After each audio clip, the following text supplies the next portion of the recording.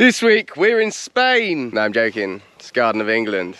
Look at us. The drought continues. We are at a point now where we've got to start making some decisions, because if we do nothing, it might not be good looking forwards. I don't want to sound like a proper farmer. They're a bit Debbie Downers, but it's getting pretty serious out here, and we've got no rain in sight at all for the next 2 weeks.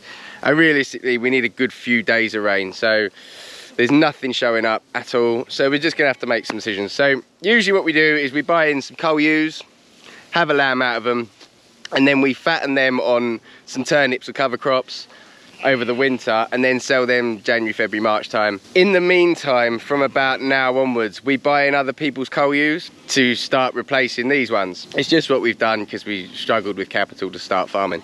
This year, we're not able to buy in any other coal ewes because where are we going to put them? We are getting desperate, very, very serious, desperate for grass. I also don't know how we're going to fatten these coal ewes from this year because so far we haven't got any turnips in. They should have been in 4 weeks ago. We're going to have to make decisions. So what I've done, luckily, I've privately sold 40 of our hill ewes that we bought. We're not going to make a profit on them, but it's not a massive loss. So I think under the circumstances, it was a pretty smart move. So today we're going to sort off those, and we're also going to sort off any lambs. We're going to have a look at the lambs because we're going to have to sell some lambs on Friday. So it's not going to be the best week for us, but we're going to lighten the amount of sheep that we've got, and hopefully things will start improving. Now we are through the first week of August and we still have lambs on sheep. Now we wouldn't usually do this at all, but we didn't have anywhere to wean the lambs onto. We've got nothing. All the hay fields that we had hay off haven't grown back at all. We just got nowhere for them. So I thought the least stressful thing for them is just to leave them with their mums for now. The mums have pretty much weaned them anyway, so just a little bit less stress on them. Just doing everything we can, really. Also, I haven't got any fly cover on the lambs, so we're just starting to get a little bit of fly. We had 1 or 2 cases of it, so I'm gonna have to put some fly stuff on them this week. We wanted to shear our lambs. Our plan was to probably sell 50 or 100 just to pay some bills, but try and run all our lambs through to fat. Obviously we can't now because of the way things are, so we're gonna have to sell them as stores so someone else can fatten them. But it makes them a little bit less sellable because they just look a bit smaller. One more thing as well, we've got the odd tup lamb left in here, and we're getting into the middle of August, like, they're gonna start doing their thing, no more mistakes. So we're gonna go through all the lambs as well, just make sure no one's got their nuts left. That is where we're at. Let's go walk you through them a little bit so you can see what we got.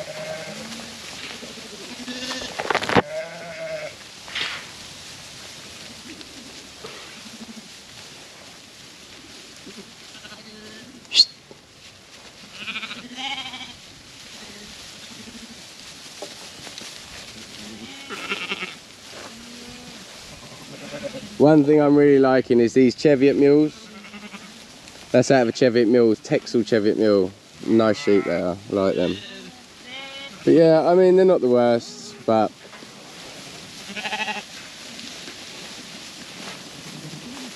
like that, good lamb. They're not the worst sheep in the world, but they are going backwards. We have to make a decision about what to do. Sell a few ewes, sell a few lambs. Hopefully we do the right thing. I have weaned some sheep.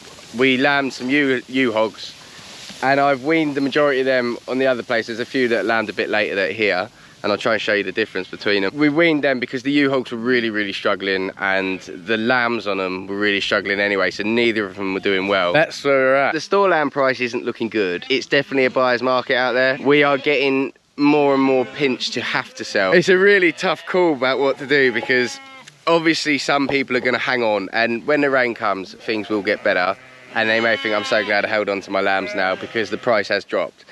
But if the rain doesn't come for a couple of weeks, we're going to be in real trouble then. Things are going to get very, very serious. So I'd rather hedge my bets, sell some lambs maybe 10 or 15 pound cheaper than they're worth, than be stuck with a lot and then be 30, 40 pound cheaper than they should be in a few weeks. Do you see what I mean? We're just not in a position to be able to lose like that. It may be a case of we sell them now and in 2 weeks time think, oh, I wish we hadn't. It also might be a case of we sell them now and we'll be able to buy better lambs in for less than we sold ours for. Obviously we've got a big variety of lambs. but you see size difference.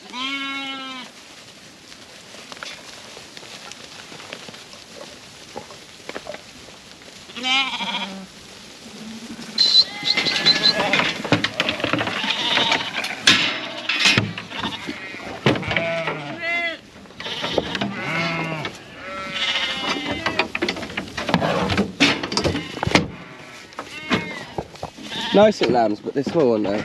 I wonder how they'll grow.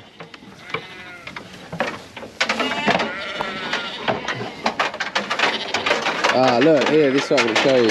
This ewe here has had lambs. Ewe hog, had lambs, lovely sheep. And this one's been run dry.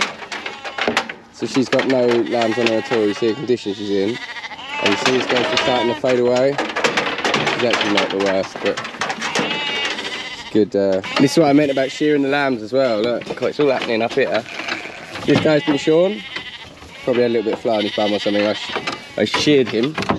You see he's quite small, looks quite lean, showing everything. Whereas something else that's similar to him, like that, you see these look a bit more marketable in the wool. Same sheep, just without his coat on.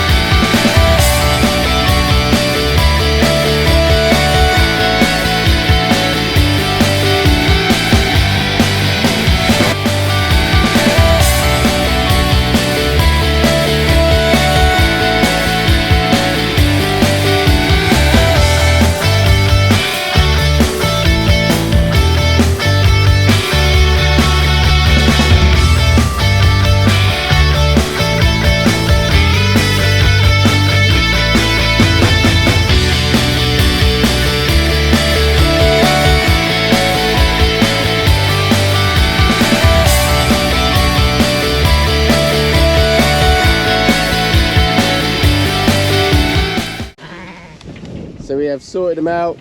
Anything with a bit of meat about her, like that one there, is going to go to Ashford tomorrow. Slim pickings. So I'm just going to run them through and then run them through one more time just to draft them out. See, some of them are quite well fleshed. So we'll take her to Ashford, and then we've got some lean, real lean. Yeah, nice bit of meat about her. She's got her head stuck, classic sheep move. She's still in her place. Obviously wild enough, jumps out. That is done. We've just got to load these up and chuck them in the trailer. Chuck them in the trailer for in a different field for tomorrow, so they're easy to get in. We got 3 fat lambs and 7 ewes. Ta-da! And obviously one with bad foot. Woo, woo, woo.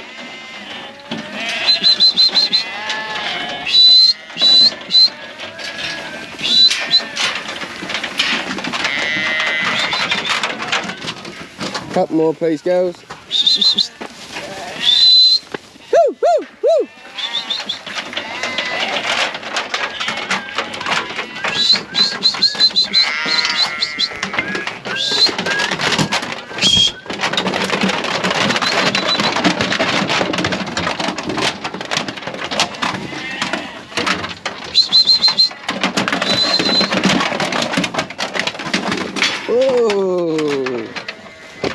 Feisty like you are.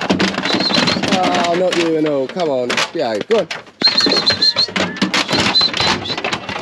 You're on there for literally 2 minutes, girls.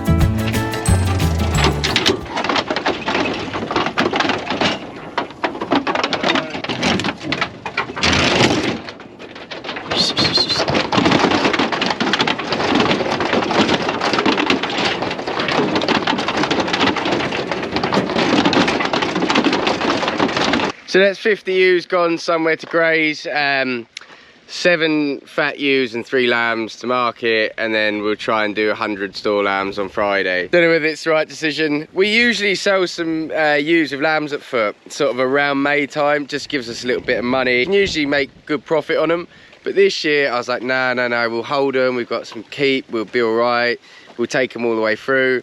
Obviously, it wasn't a wrong decision, but it turned out to be a bad decision. Well, it wasn't a bad decision, it turned out to be a wrong decision.